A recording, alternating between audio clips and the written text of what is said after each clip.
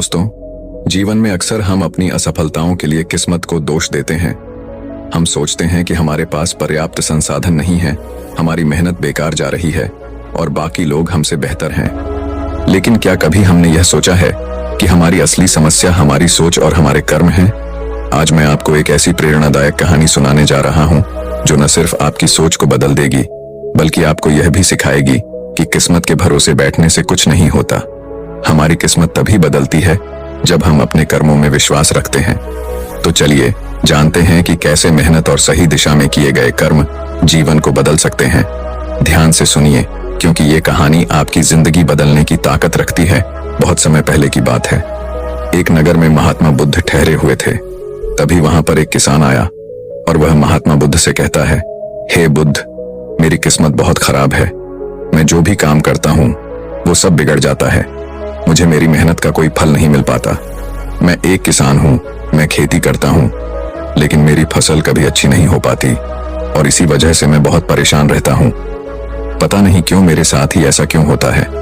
इसके उपाय के लिए मैंने कई साधु संतों से बात की, कई ज्ञानियों से उनकी राय ली। उन्होंने जो कुछ भी कहा मैंने वह सब कुछ किया। मैंने सभी तरह के अनुष्ठान, पूजा पाठ और यहाँ तक कि हर प्रकार के कार्य करके देख लिए, लेकिन फिर भी मुझे इसका कोई लाभ ही नहीं मिल रहा। और वहीं पर मेरे अन्य गांव वाले, उन सब की फसल बहुत अच्छी होती है, जबकि वह अपने खेतों में उतनी मेहनत भी नहीं करते, लेकिन फिर भी उनकी फसलें हमेशा ही बहुत अच्छी होती हैं।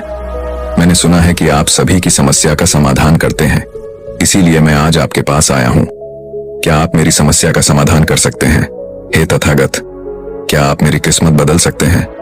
उस किसान की वह सारी बातें सुनकर महात्मा बुद्ध मुस्कुराने लगे और उस किसान से कहते हैं, भंते, तुम्हारी किस्मत तो पहले से ही बहुत अच्छी है, सब कुछ तो तुम्हारे पास ही है, फिर भला तुम ऐसा क्यों कहते हो कि तुम्हारी किस्मत अच्छी नहीं है?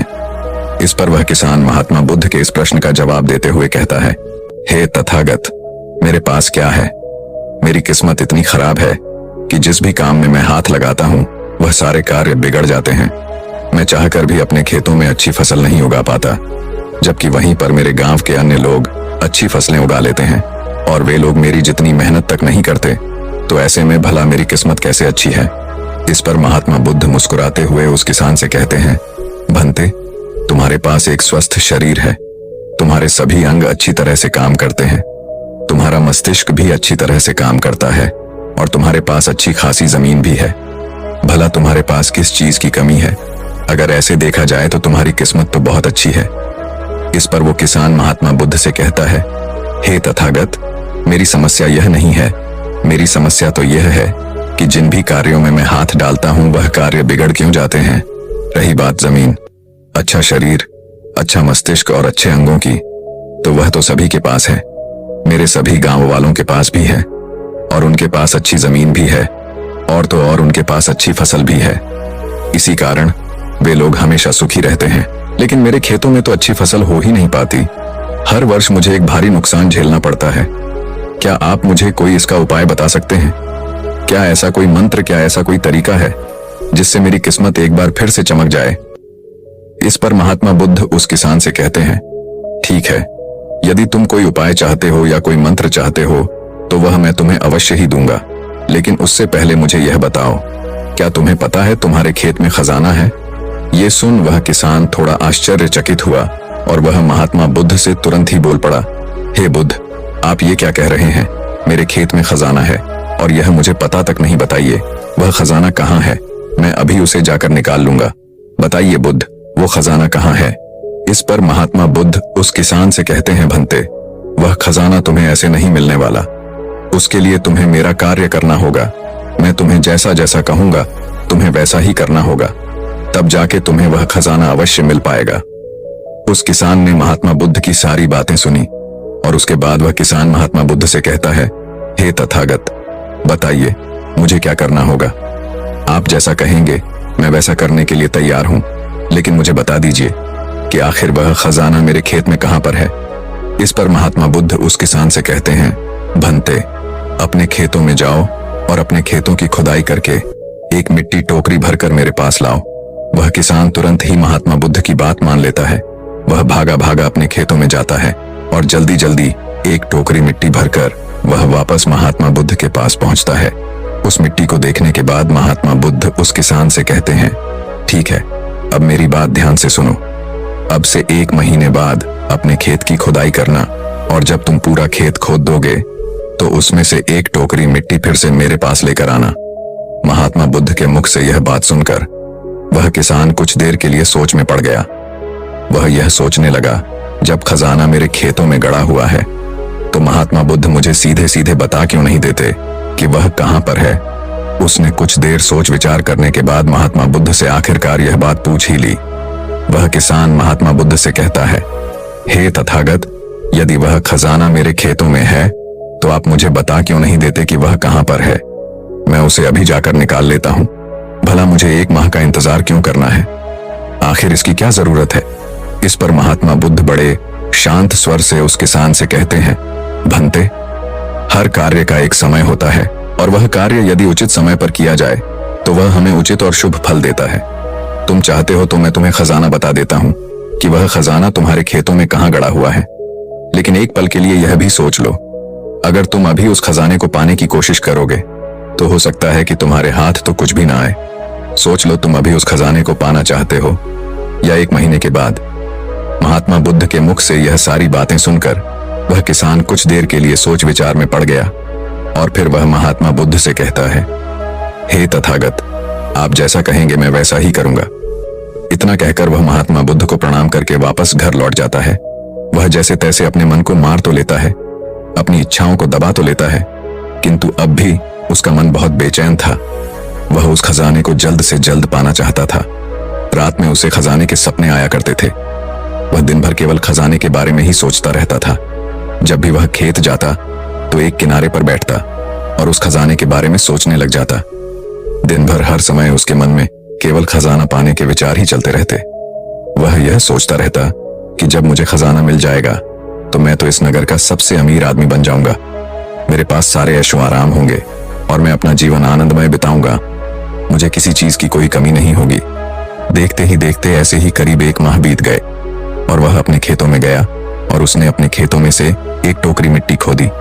उस टोकरी में भरकर वह महात्मा बुद्ध के पास पहुंचा और महात्मा बुद्ध से कहता है, हे तथागत, यह लीजिए 1 टोकरी मिट्टी जो मैंने अपने खेत से लाई है। अब बताइए वह खजाना कहां पर है? इस पर महात्मा बुद्ध उस किसान से कहते हैं, क्या तुमने अपना सारा खेत खोद दिया है? नहीं तथागत, आपने कहा था केवल 1 टोकरी मिट्टी ही आपको चाहिए, इसलिए मैंने केवल 1 टोकरी मिट्टी ही निकाली। भला उसके लिए मुझे पूरा खेत जोतने की क्या जरूरत है? बस आप मुझे यह बता दीजिए कि वह खजाना मेरे खेतों में कहां पर गड़ा हुआ है। मैं जाकर वहीं पर खोदूंगा और वह खजाना निकाल लूंगा। इस पर महात्मा बुद्ध उस किसान से कहते हैं, भंते, वह खजाना पूरा खेत जोतने से ही मिलेगा। यदि तुम अपना खेत नहीं जोतोगे तो वह खजाना कभी नहीं बाहर आने वाला। अब सोच लो तुम्हें क्या करना है। इस पर वह किसान एक बार फिर कुछ देर के लिए सोच विचार में पड़ जाता है और वह यह तय करता है कि वह जाकर अपने खेत को जोतेगा। इसलिए वह महात्मा बुद्ध को प्रणाम करके वापस घर लौट जाता है और अगले ही दिन वह अपना सारा खेत जोतकर एक बार फिर से 1 टोकरी मिट्टी भरकर महात्मा बुद्ध के समक्ष पहुंच जाता है। तभी महात्मा बुद्ध उस किसान से कहते हैं, भंते, अभी तुम्हारा खेत ठीक से नहीं जोता गया है। जाकर एक बार फिर कोशिश करो, एक बार फिर अपने खेतों में हल चलाओ। इस पर वह किसान महात्मा बुद्ध से कहता है, हे तथागत, मेरे पास हल नहीं है, बल्कि मैं खुद से ही हल की जगह पर खेत जोतता हूँ। इस पर महात्मा बुद्ध उस किसान से कहते हैं, कोई बात नहीं भंते, एक बार फिर परिश्रम करो और इस परिश्रम का फल तुम्हें अवश्य मिलेगा। वह किसान महात्मा बुद्ध की बात मान लेता है और वह एक बार फिर से अपने खेतों में मेहनत करता है। वह एक बार फिर से हल चलाता है और 1 टोकरी मिट्टी लेकर वह महात्मा बुद्ध के समक्ष फिर से उपस्थित हो जाता है। मिट्टी देखकर महात्मा बुद्ध उस किसान से कहते हैं, हाँ अब ठीक है, किंतु अब तुम्हें मेरा दूसरा कार्य करना होगा। इतना कहकर महात्मा बुद्ध उस किसान से कहते हैं, जाओ और अपने खेतों में उन फसलों की बीज डालो जिन फसलों को तुम उगाना चाहते हो। इस पर वह किसान थोड़ा अचरज में महात्मा बुद्ध से कहता है, हे तथागत, आपने तो खजाने की बात की थी, फिर बीच में यह फसल कहां से आ गई? इस पर महात्मा बुद्ध उस किसान से कहते हैं, भंते, अगर तुम्हें खजाना चाहिए तो तुम्हें मिट्टी में बीज तो डालने ही होंगे। इस पर वह किसान महात्मा बुद्ध से कहता है, हे तथागत, आप जैसा कहेंगे मैं वैसा करने के लिए तैयार हूं, किंतु यदि मैं अभी बीज लेने जाऊंगा तो वो मुझे महंगे पड़ेंगे और अभी मेरे पास इतना धन भी नहीं है। यदि मैं कुछ समय बाद उसे लेने जाऊंगा तब वह मुझे सस्ते मिल सकते हैं। इस पर महात्मा बुद्ध उस किसान से कहते हैं, भंते, मैंने तुम्हें कहा था यदि हम किसी कार्य को सही समय पर करते हैं तो हमें उचित लाभ मिलता है, किंतु अगर वही कार्य उस समय पर नहीं होता तो उसका फल हमें नहीं मिल पाता। इसीलिए आज ही जाओ और अपने खेतों में बीज डालो। वह किसान महात्मा बुद्ध की बात मान लेता है।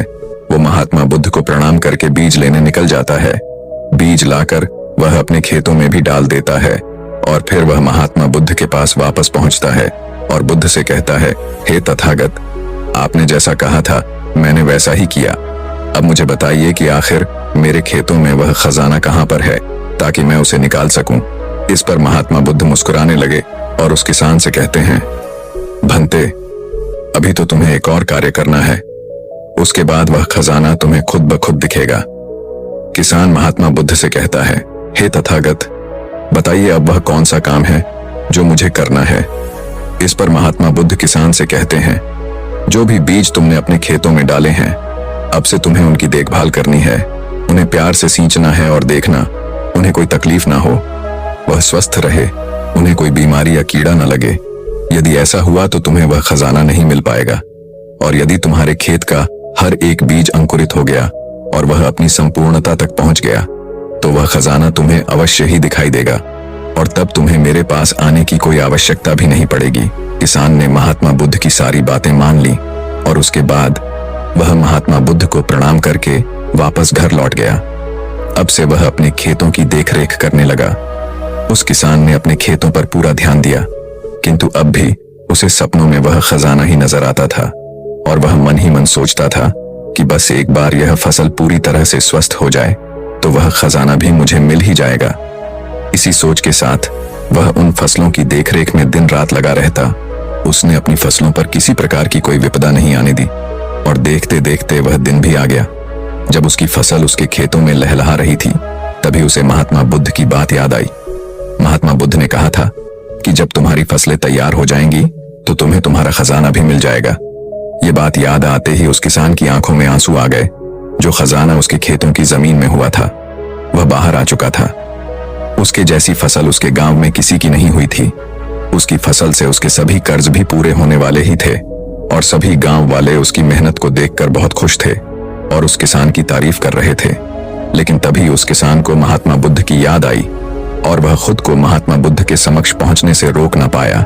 वह तुरंत ही महात्मा बुद्ध के चरणों में जा गिरा और उनसे कहने लगा, हे तथागत, आपने जो खजाना मुझे बताया था वो मुझे मिल गया है, लेकिन मुझे यह बात नहीं पता चल रही कि वह खजाना मुझे पहले क्यों नहीं मिला। इस पर महात्मा बुद्ध उस किसान से कहते हैं, भंते, हमेशा किस्मत को दोष देना सही नहीं होता। पहले तुम अपनी किस्मत को सही करने में लगे हुए थे, लेकिन तुम यह भूल रहे थे कि तुम्हारी किस्मत तो पहले से सही थी। तुम सही काम नहीं कर पा रहे थे। तुम चाहते थे कि तुम्हारे कर्म किए बिना ही तुम्हारी फसल सबसे उत्तम हो, लेकिन उसी वक्त मैंने तुम्हें खजाने का लालच दिया और खजाने के लालच में ही सही। लेकिन जब तुमने सही समय पर सही काम किया तो तुम्हें सही फल भी मिला।